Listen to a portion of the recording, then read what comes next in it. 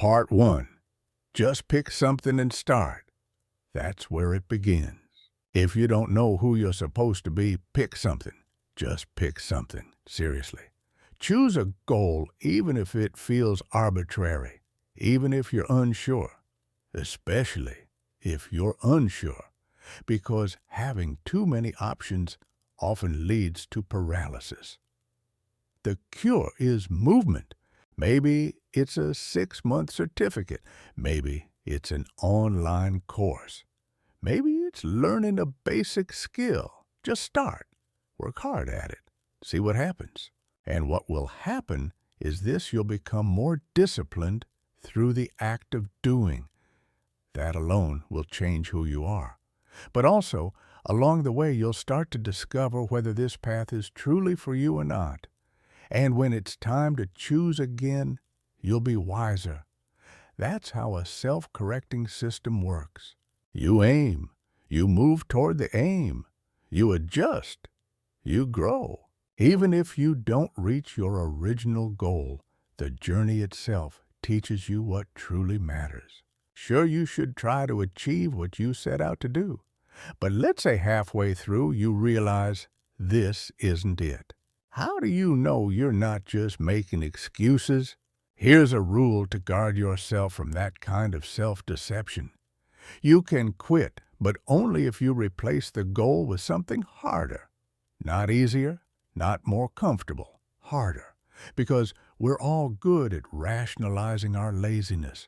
So give yourself a clear rule: I can quit, but I must switch to something more challenging. That's how you protect yourself from procrastination disguised as wisdom. Most of the time, the goals you pick, whether you realize it or not, will be connected to social institutions, and that's good, because meaningful goals are almost always valuable, not just to you, but to others as well. And that leads to another problem: cynicism. You might be so cynical that you don't believe anything is worth doing. But here's the truth: that kind of thinking helps no one, including you.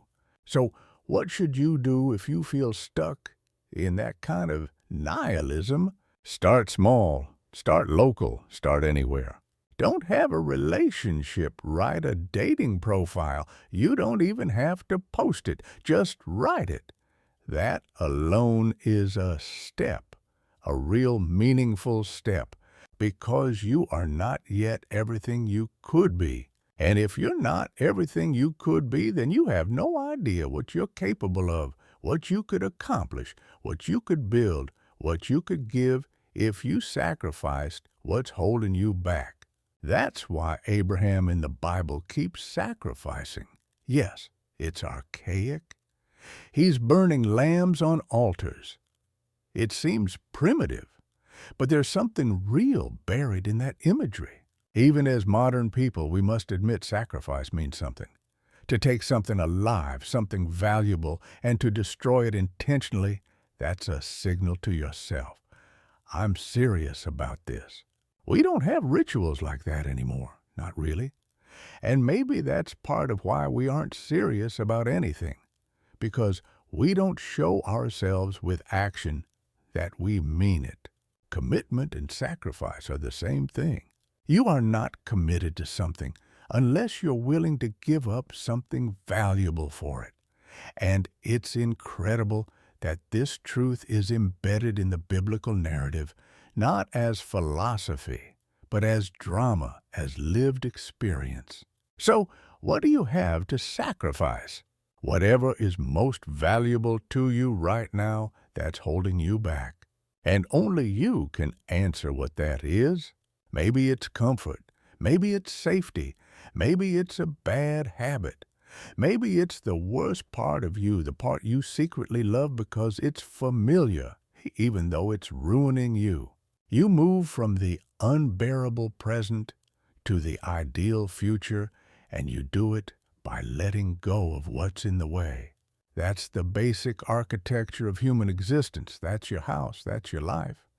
And if you want your house in order, if you want to live in it properly, you need to define a future that's worth sacrificing for.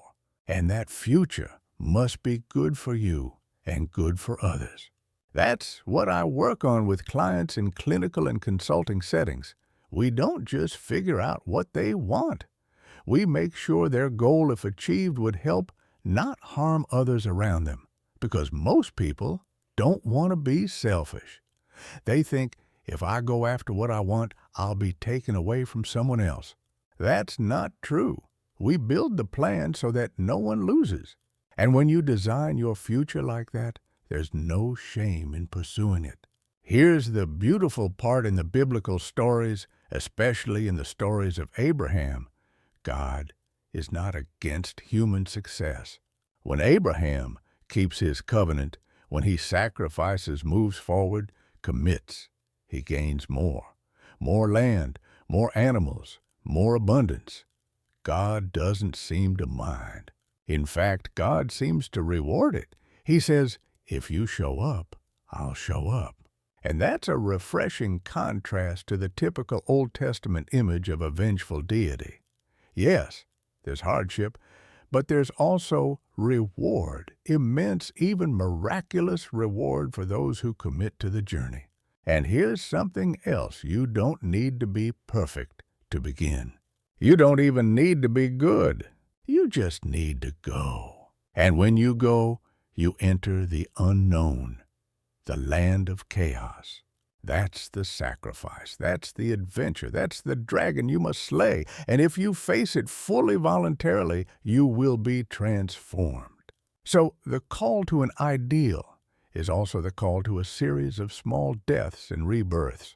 That's how you get closer and closer to who you could become. Part 2. Resentment, responsibility, and the path to meaning. If you're feeling resentful, the first thing you need to do is notice it. Really notice it. Resentment is one of those emotions that sneaks in quietly. It simmers under the surface, wearing 1,000 different masks: bitterness, sarcasm, exhaustion, self-pity. But here's the truth: nobody is proud of being resentful. It's a humiliating emotion, a shameful one, and it should be, because it tells you something fundamental about yourself is off track. So ask the question, why am I resentful? And there are really only 2 honest answers. 1, you're being taken advantage of. Maybe by a job, a relationship, a system, a pattern of life. You're putting in more than you're getting out. Your boundaries have collapsed. You're allowing something or someone to dominate you, and it's crushing your spirit. 2, you're being immature. You're not doing what needs to be done. You're avoiding responsibility. You're blaming the world for a problem that's actually yours to fix. Now, both of those things can be true at the same time. Maybe someone has taken advantage of you and you're allowing it. Maybe you're hurt and you've turned that pain inward and now it's curdling into resentment. Either way, now you know. And once you know, you have a choice. Living a life free of resentment is one of the greatest goals you can pursue. Most people don't realize that. They think the goal is to be happy or successful or admired. But when you go to bed at night and there's no bitterness burning in your gut, no bile in your throat, no low-grade disgust for your own life, that's peace. That's strength. So how do you begin? Here's a clue. Pay attention to where you see other people failing to take responsibility. That little flash of anger you feel when someone else isn't doing their job, that's a signal. It's not just irritation. It's an opportunity. It's your conscience tapping you on the shoulder and saying, you could step in here. You could be useful. And maybe you think I shouldn't have to do this. It's not my job. And maybe that's true, but it's also true that if it's bugging you, you're the one who cares the most. And if you're the one who cares, you have the most power to make it better. This isn't about becoming a doormat. It's not about doing everything for everyone.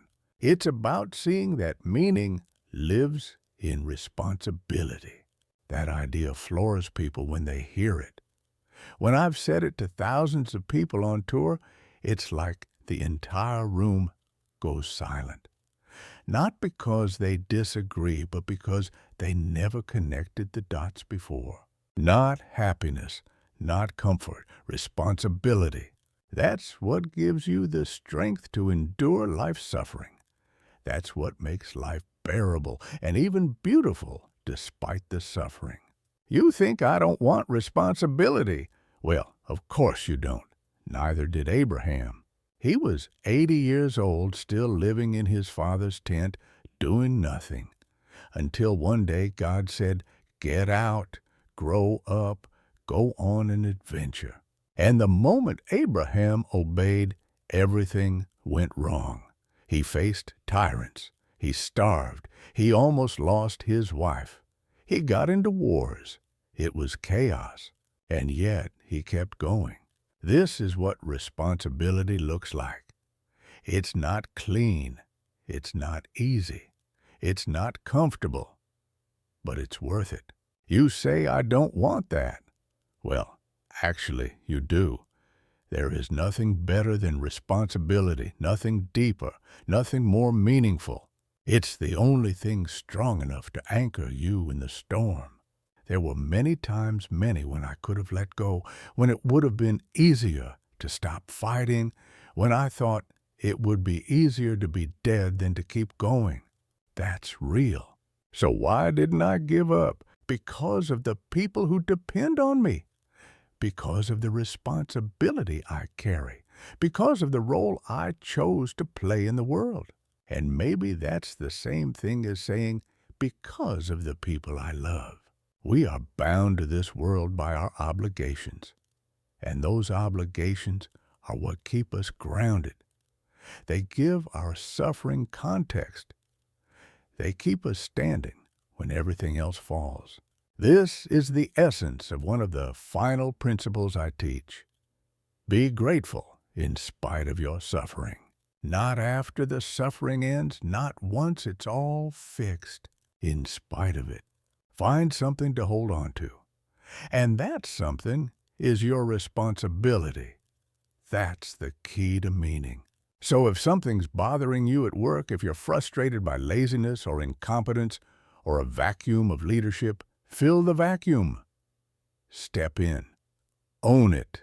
You'll become indispensable overnight. You'll learn more than you ever imagined. And maybe that job still isn't for you. But the wisdom you gain will serve you somewhere else. It builds. It stacks. It compounds. One story that stuck with me. A young man came up to me once. He was working as a waiter at a steakhouse after finishing university. He was resentful. He felt like a failure. Then he heard one of my lectures. Something shifted. He stopped being resentful. He started taking his job seriously, not because it was glamorous, but because it was his. And in 6 months, he was promoted 3 times. Not because he changed the job, but because he changed himself. There's a myth that success is all about talent or being in the right place at the right time. Sometimes it is, but more often it's about showing up, owning the space you're in, bringing your full self to the work you do no matter how small it seems. But there's a trap here too. You can go too far. You can sacrifice everything for career success and end up with nothing else. Some men do that. They work 70 or 80 hours a week. They gamble everything on being the best in one narrow field. And sometimes they win. They become elite. But it costs them dearly relationships, health, joy. So is that the right path? It depends. If you love the work, if you're the rare person built for that level of intensity, maybe it's worth it. But for most people, a balanced life is better. Have a family. Do meaningful work. Pursue hobbies. Build friendships. Spread yourself out a bit. That way, if one area collapses, you still have others to stand on. Sure, you might not become a world-famous genius, but you might become whole. And that's a worthy aim. There's something Carl Jung once said that I've thought about. Often men strive for perfection. Women strive for wholeness. Now, he didn't mean that as a strict rule. He wasn't saying all men are one way and all women are another. But he was pointing to something deeper, something archetypal, a psychological pattern. Perfection is about staking everything on a single goal. It's the man who pours his life into a narrow domain, working 80 hours a week, climbing to the top of a field. It's a focused, obsessive kind of drive, and yes, it can lead to brilliance, exceptional achievement, but it often comes at a cost. You become one-dimensional. You lose out on life. Wholeness, by contrast, is about balance. It's about having 5 things in your life operating at 80% instead of one thing at 150%. A rich life. A life with love, with creativity, with friendship, with learning, with contribution. And when I've watched men and women go through their careers, over time this pattern shows up. Many women, especially in their 30s, step away from hyper-focused careers. They look around and say, "This isn't worth it.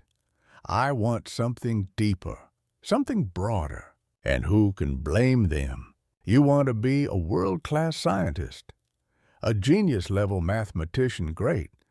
But to know this, you're going to be in your lab constantly. You're going to be working while others are resting, thinking while others are sleeping, sacrificing vacations, family time, hobbies, life for mastery. And if that's what you really want, all the power to you. But most people don't want that. Most people want a life, not just a job. They want meaning spread across domains. They want something worth waking up for, not just something worth putting on a resume. That balance between ambition and wholeness isn't easy, but it's human. And maybe that's the better strategy in the long run, not to max out one stat on the character sheet, but to level up across the board. Now, let me tell you about an encounter I had that really stuck with me. I was sitting on a plane first row, and just before takeoff, a young black man wearing a yellow vest, he was part of the crew, rushed onto the plane. He wasn't supposed to be there. He walked up to me and said, "I just had to tell you something. You changed my life. I got this job because of you." And the look on his face, it wasn't fake joy. It wasn't fanboy enthusiasm. It was pride. The pride of someone who had earned something. He wasn't smiling because I told him to feel good. He was smiling because he had done something hard, something real. He had taken responsibility. He had turned his life around. That moment was powerful and painful, because the joy you see in people like that, it's proportional to the hell they had to walk through to find it. The more obstacles someone overcomes, the deeper their joy becomes. And what I've found over and over again, city after city, is that people are starving for encouragement. They are desperate to be told that they can be something more, that they can rise, that their best self is real and worth pursuing. But we don't say that anymore. We've replaced encouragement with resentment. We've attacked merit. We've told people that trying is oppressive, that being good at something is somehow unfair. That's brutal. That's destructive. Because if you take away merit, you take away hope. You rob people of the right to be proud of their best selves. And when does your best self become your enemy? The answer is when you run from it. Years ago, I spent a lot of time studying one of the darkest chapters in modern history, the Cold War, when the Soviets and the West were pointing thousands of nuclear weapons at each other. And what I realized after all that research was painful. That terrible situation existed because I wasn't good enough. Not me personally, but us. Humanity. Individuals. We weren't good enough to stop it, to fix it, to rise above our tribalism and fear. And I still believe that. The horrors we see in the world now, they exist because we're not good enough. But here's the other side we could be. We could solve any problem if we really used the resources we have, if we lived properly, if we told the truth, if we sacrificed for the right things. We don't even know what we're capable of. That's not just optimism, that's a challenge. This is why free speech matters so much, why speaking the truth, however imperfectly, is non-negotiable. Free speech is the mechanism by which individuals and societies stay sane, and you must live in relationship with the truth to the best of your ability. Because if you don't, you fall into hell. Not metaphorical hell. Actual hell, the kind made of deceit, bitterness, arrogance, and resentment. If you want to make the world better, if you want to lift the people around you, then speak the truth, clarify your thoughts, act with integrity, and see what happens. Let me share something else I've studied deeply, the Sermon on the Mount. It's Christ's commentary on the Ten Commandments, and in it, there's an extraordinary claim. Aim at the highest good you can conceive. Speak the truth, see what happens. That's the core message. It's a radical bet, a test of faith, that whatever reality reveals, however painful, is better than the lie. And think about your own life. Has deceit ever made anything better? Has lying to yourself ever led to joy? No. Lies breed confusion. Confusion breeds weakness, and weakness breeds regret. So instead, say what you believe, even if it's clumsy, even if it's half-formed. Speak it. Let others challenge you. Let yourself be shaped by the process. Because I know this without question, your life will improve. It will get deeper, richer, stronger.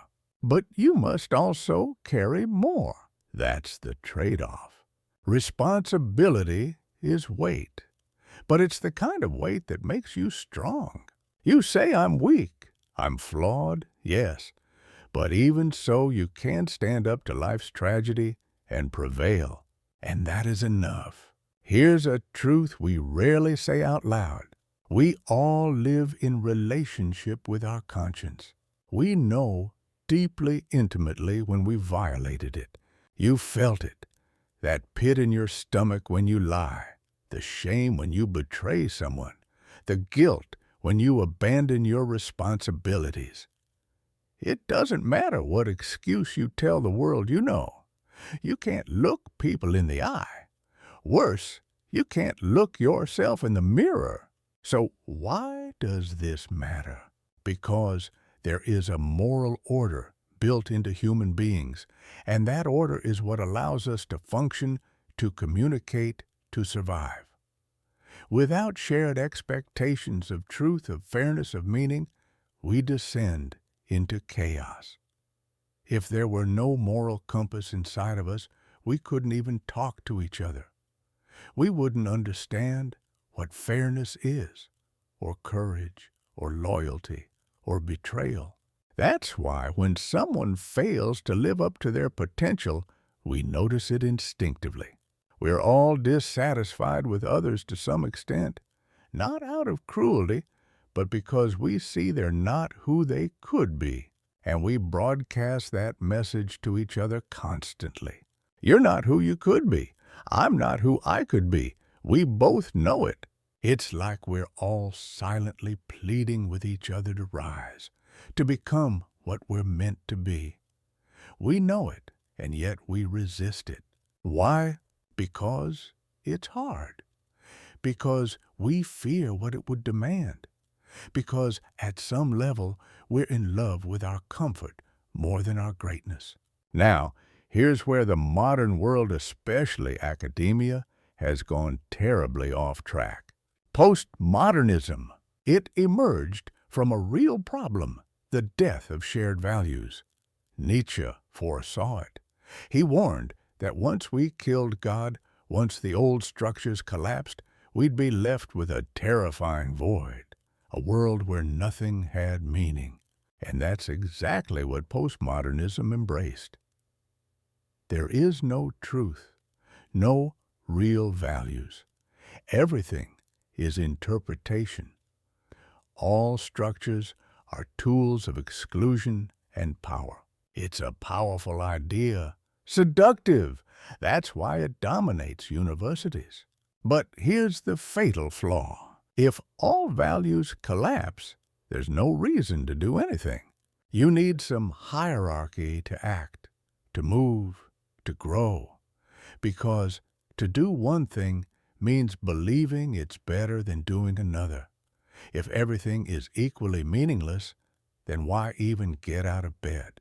Postmodernists know this, but they don't care. Instead, they cheat. They say, well, we'll just go back to Marxism, communitarianism. We'll fight for the oppressed. But wait, if there's no values, who says oppression is bad? Who says freedom is good? They don't answer. They just smuggle in old moral assumptions under new names and hope no one notices. And here's what really drives the worst of them: resentment. Because if you believe there's no meaning, no truth, and yet other people have more than you need a justification to tear them down. And so you pretend I don't want what they have for myself. I'm just fighting on behalf of someone who has even less. It's a moral mask for envy. It's watching Yale students, some of the most privileged people in human history, complain about oppressors, as if they themselves aren't already in the 0.001% of the world's opportunity structure. It's appalling. And their professors, they don't challenge it. They encourage it. Instead of teaching these students how to live well, how to carry responsibility, how to grow into leaders, they teach them how to be victims, how to be resentful, how to blame. So what's the alternative? A proper return to the past. Not in a reactionary way, not in nostalgia, but in a courageous way, in the hero's way. You journey into chaos, into the unknown, and you bring something back. Like the mythological hero who slays the dragon and returns with treasure, you face the ugliest truths of your own soul, and you rise. You pull the dead father, the wisdom of the past, from the abyss, and you integrate it. You stop being a puppet pulled by invisible strings, and you start acting with agency. That's what Jung meant by the divine spark inside you. It's not metaphor. It's not abstraction.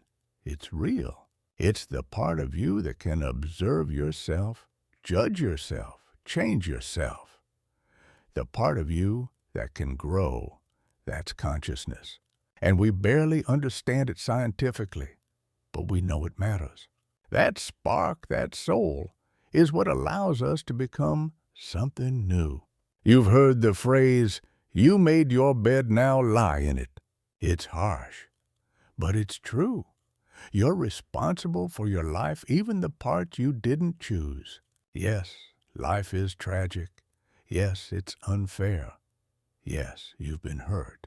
But you can respond. You can do something. And if you don't, if you surrender, then things fall apart.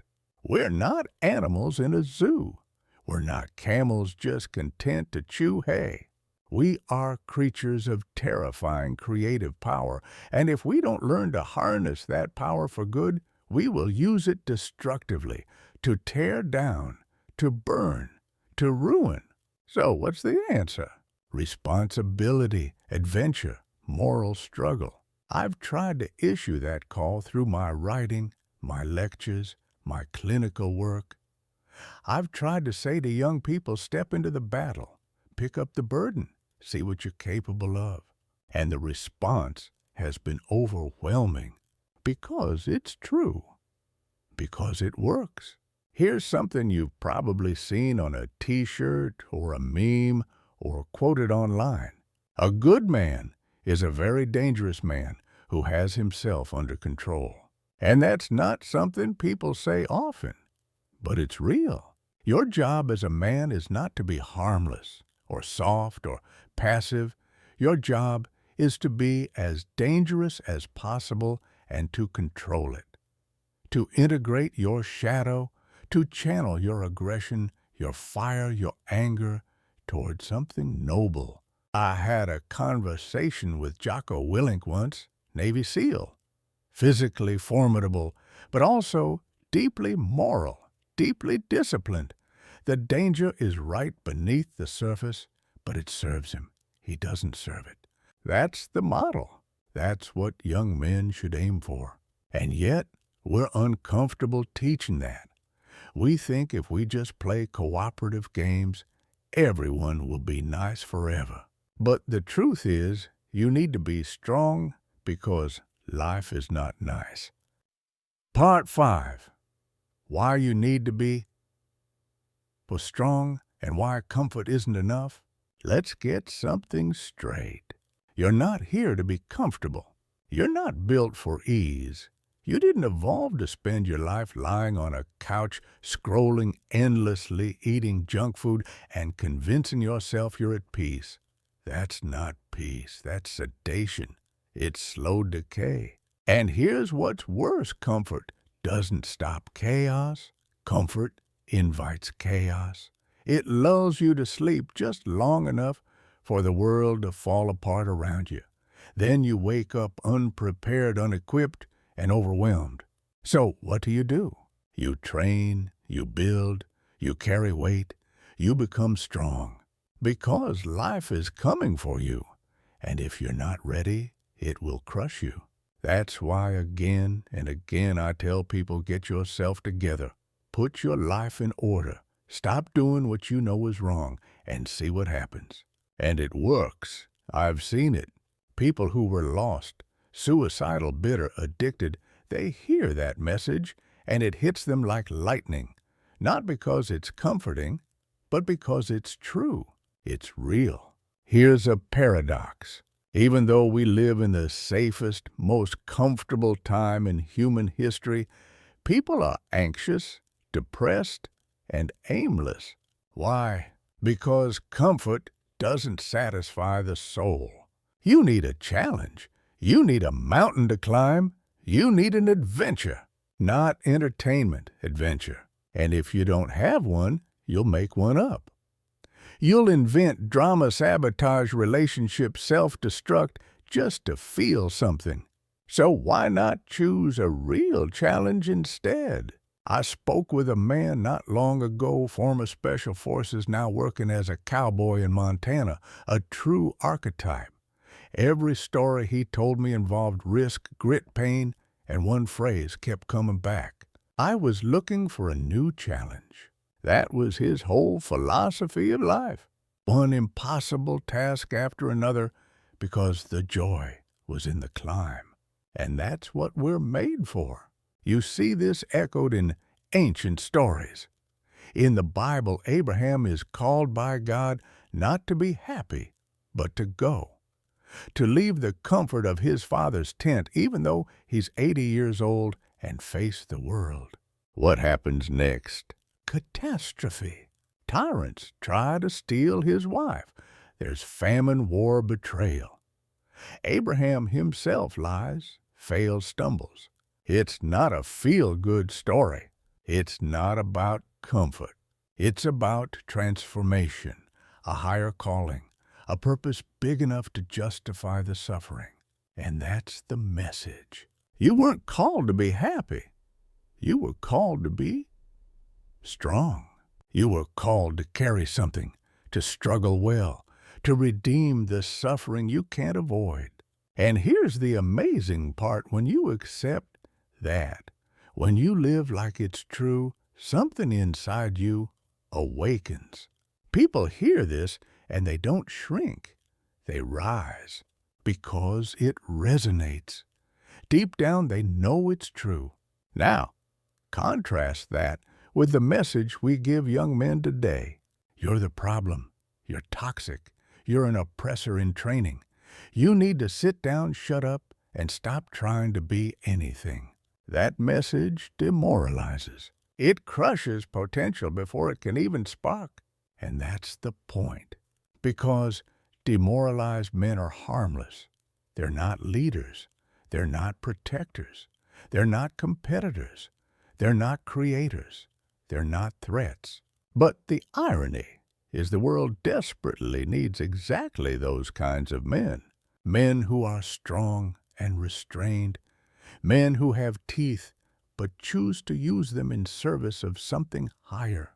That's not toxic. That's sacred. Let's return to this idea happiness as a goal is weak. Solzhenitsyn, who survived the Soviet gulags, once said something striking. The doctrine that life is for happiness is invalidated by the first sound of jackboots kicking in your door. If your entire philosophy of life is, I want to feel good, then the moment suffering comes, your entire philosophy collapses. Because when you're suffering, you're not happy. And if happiness was your goal now, your life is meaningless. That's hell. So, what's better than happiness? Meaning, or even deeper adventure. Not the cartoon kind, not escapism. Real adventure, the kind that demands everything of you but gives even more in return. The kind that requires strength, will, sacrifice, courage. And here's the kicker. When you live that way, you're grateful, even in pain. Because the pain isn't empty. It's not pointless. It's earned. It's proof that you're on the field, not sitting in the bleachers. I talk to young men all the time. Some are angry. Some are lost. Some are just numb. But when I say this, you can be more than you are, and the world needs you to be. They don't reject it. They lean in because someone finally told them the truth. So, if you're reading this and wondering what to do with your life, start here. Get strong. Not just physically, though, that helps. Get strong in spirit. Get strong in discipline. Get strong in truth. Get strong in responsibility. And don't do it just for yourself. Do it because the world is heavy, and we need people who can lift. Part 6. Gratitude, Tragedy, and Rising from the Ashes. You've probably heard this idea before. Be grateful. It sounds cliché, a coffee mug slogan, something people say when they don't know what else to say. But real gratitude, deep, mature gratitude, isn't a passive emotion. It's not pretending everything's fine. It's not ignoring suffering or sugarcoating pain. It's choosing to see meaning in the middle of agony. It's standing in the fire and saying, even now I won't curse life. That's not weakness. That's power. That's the kind of gratitude that transforms you. In my clinical work, I saw it time and time again. People dealing with tragedy, disease, death, betrayal, and still choosing not to let it make them cruel. They didn't deny their suffering, but they didn't become it either. They didn't use it as an excuse to collapse. Why? Because they had meaning. Because they had something to carry that was heavier than their pain. Something that gave context to it. This is what I tried to teach my daughter when she was very ill. She was in constant pain. Missed school, missed sleep, missed what most teenagers take for granted. And still, we told her, don't use your illness as an excuse. Not because we were cruel, but because we knew that's the line. The line between the part of you that says I can and the part that says I can't. The moment you blur that line, you lose power. You become the illness, the victim, the identity. and then it wins. But if you hold on to that distinction, this is what I suffer from, but this is who I am, then you've won something. Maybe not the full war, but a battle. And those battles matter. There was a moment I remember clearly. After she had her hip replaced, we signed her up for a motorcycle course. I know sounds crazy, but she needed mobility. She needed to prove to herself that she could. So she showed up, and one of the trainees wiped out on the track. It was scary, traumatic. She woke up the next day and didn't want to go back. And we said, that's fair, but just get in the car. Drive there. Decide when you arrive. She did. She went. She finished the course. She got her license. She rode that scooter for years. That might sound like a small thing, but it wasn't. It was everything, because it taught her that even after trauma, even in fear, you can still act, still show up, still choose. And that's the principle I want you to understand. Don't romanticize catastrophe. Don't turn it into an identity. Don't use it to buy sympathy. There's a tendency when something terrible happens to let it become your story. My dad died. That's why I can't focus. I got cheated on. That's why I can't trust anyone. I was hurt. That's why I don't try anymore. And listen, I'm not saying your pain isn't real. I'm not saying your tragedy didn't happen. But here's what I am saying. It doesn't give you a free pass. Because while you're holding on to that story, the world is moving forward. And the longer you cling to the past, the harder it becomes to rejoin the future. That's why in the biblical stories, when people leave a broken place like Sodom or Egypt, they're told, don't look back. Don't even turn around.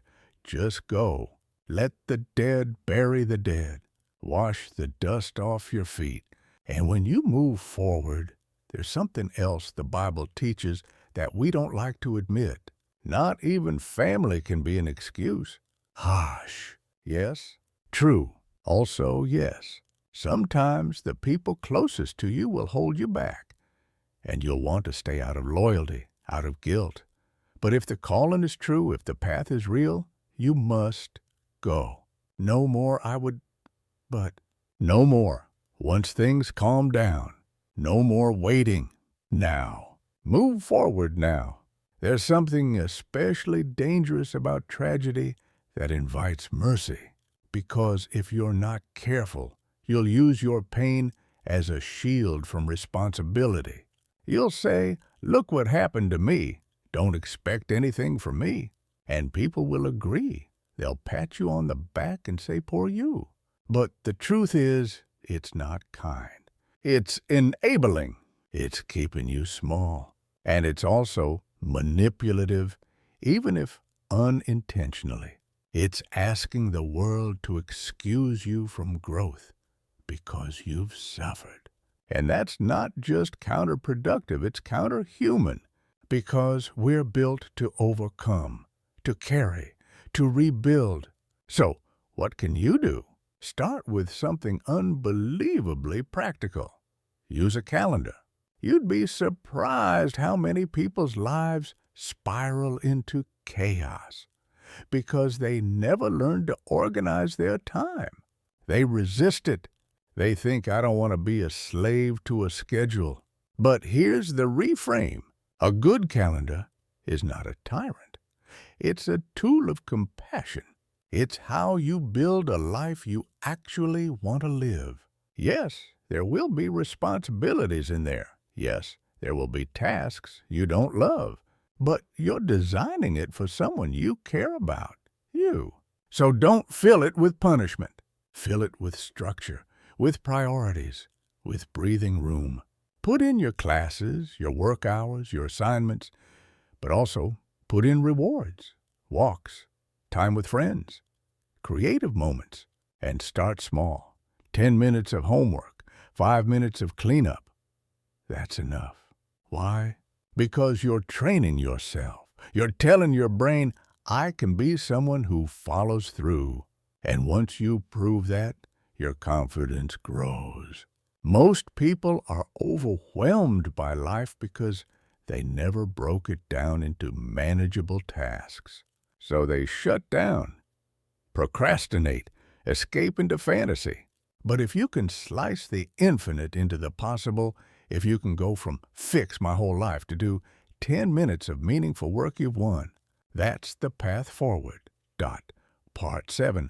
Building yourself into someone who can handle life. You're going to be dealing with other people's problems for the rest of your life. Let that sink in for a moment. Whether it's family, coworkers, a spouse, your own children, people will bring chaos to your doorstep. Not because they're evil, but because life is messy. People suffer. People fall apart.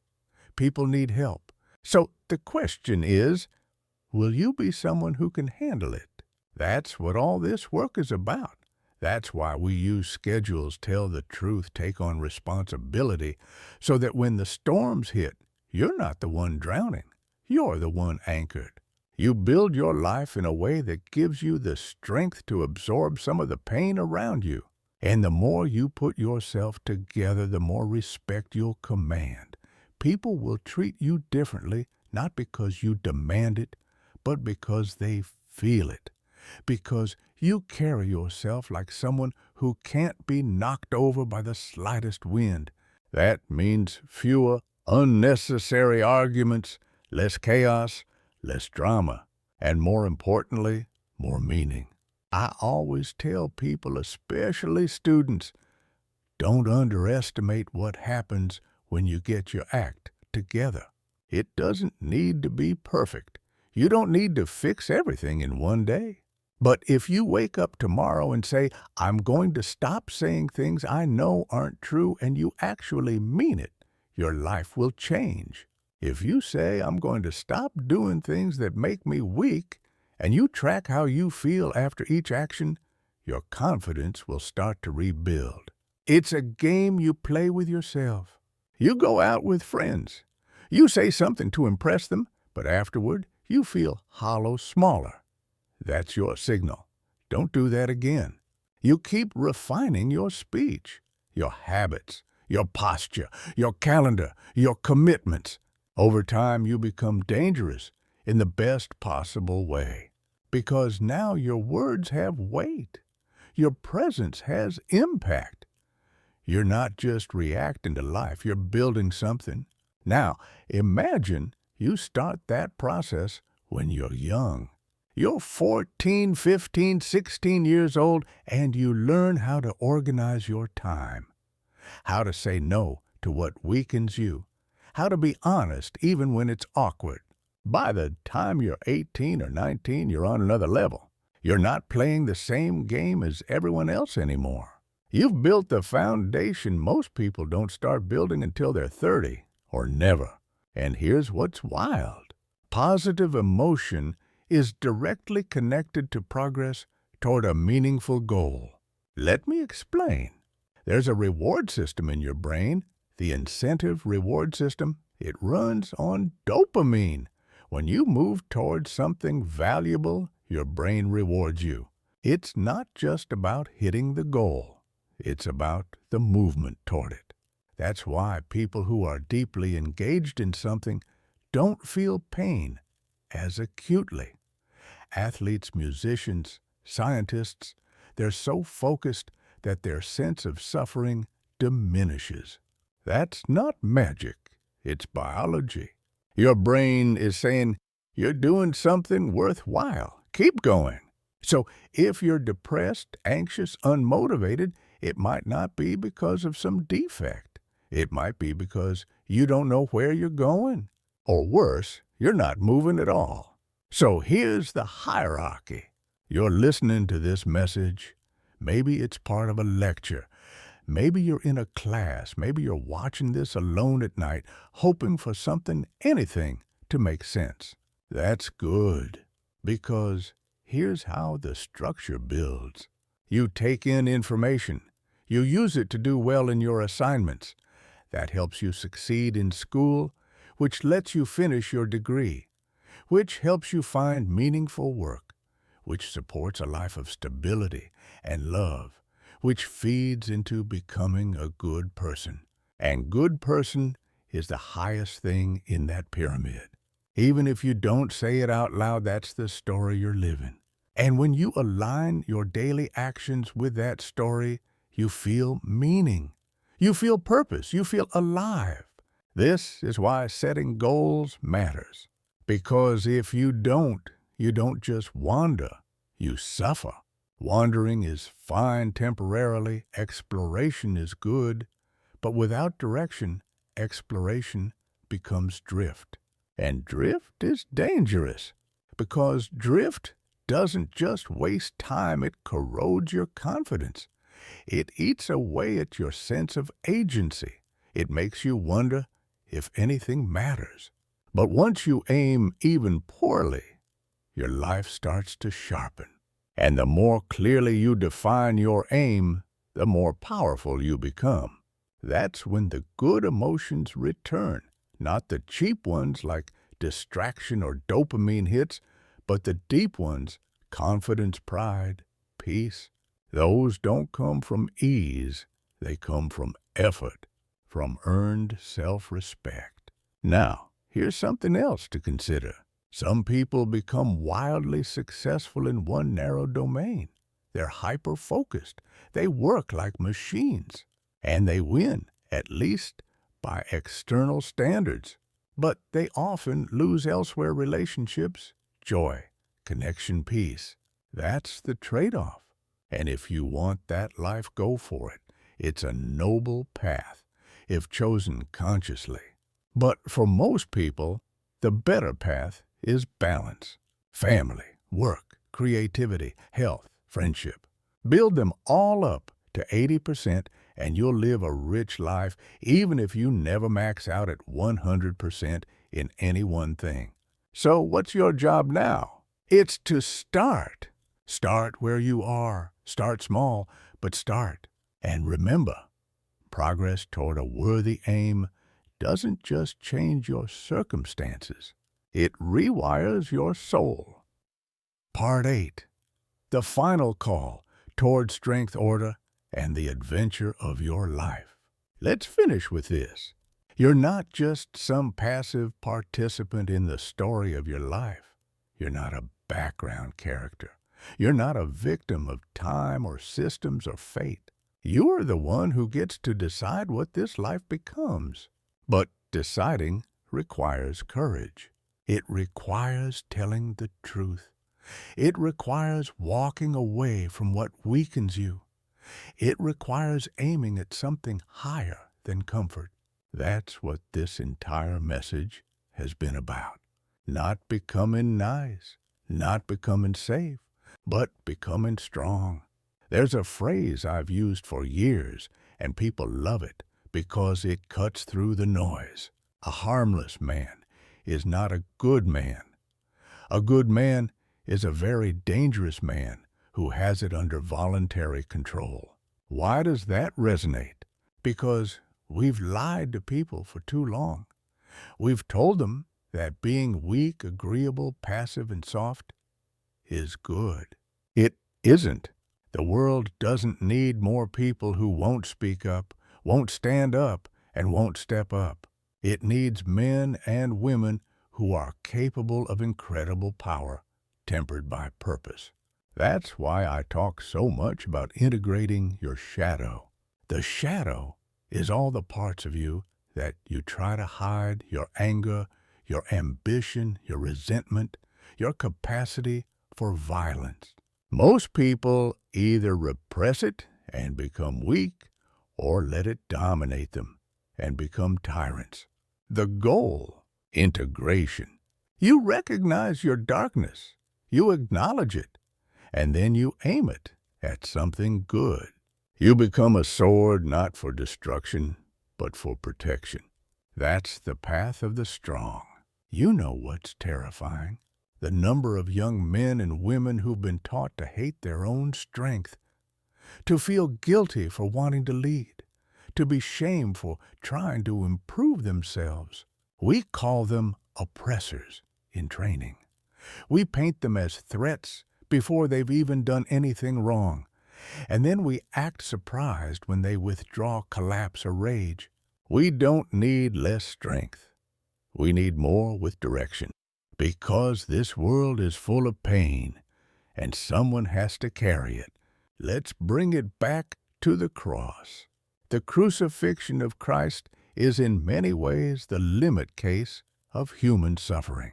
You have the mob turning on you. You have the betrayal of your closest friends. You have the state crushing you. You have torture. You have injustice. You have death. And you face it all voluntarily. That's the story that's carried Western civilization for 2,000 years. Not because it's easy, but because it's true. Because it tells you, even when everything falls apart, when you're nailed to the worst possible moment, you can still choose to endure with dignity. You can still rise. When you live that way, you don't just survive, you resurrect, you become something new, someone stronger, more capable, more real. But it only happens when you stop lying. To yourself, to the world, to the people you love. Here's a warning. If you keep telling mistruths, if you keep avoiding the reality you know is there, you'll lose track of yourself. One lie turns into 10. 10 turns into 100. Eventually, you can't even remember who you are. And then you hit a crisis, and you can't trust your own judgment. You crumble. That's how people fall apart. So instead, speak. Speak even if it's clumsy. Speak even if you're wrong. Speak, get corrected, and become more precise. The more honest you become, the heavier your responsibilities will be. But that's okay, because the burden of truth is also the foundation of meaning. You want to be someone people can lean on at your father's funeral. Then start now. That's not a metaphor. That's the realest kind of preparation for life. Who do you want to be when it counts? In crisis, when everything goes wrong. Do you want to be another person crying in the corner? Or do you want to be the one people turn to and trust? Because you can be. And that aim, that vision is stronger than nihilism. It's stronger than resentment. It's stronger than anything this cynical culture can throw at you. Let me leave you with this. The greatest adventure in life is not happiness. It's not fame. It's not even success. It's becoming who you could be. And you'll never know the limit of that unless you start walking toward it. You'll stumble, you'll fall, you'll suffer. But if you keep going, if you carry your burden, if you speak the truth, if you take on responsibility, if you organize your life, if you aim at the highest good you can imagine, you will become unstoppable. And that's enough, not just for you, but for everyone around you. And maybe if enough people walk that road for the world itself. So start today. Make your bed, tell the truth. Pick something hard, move toward it, and never stop.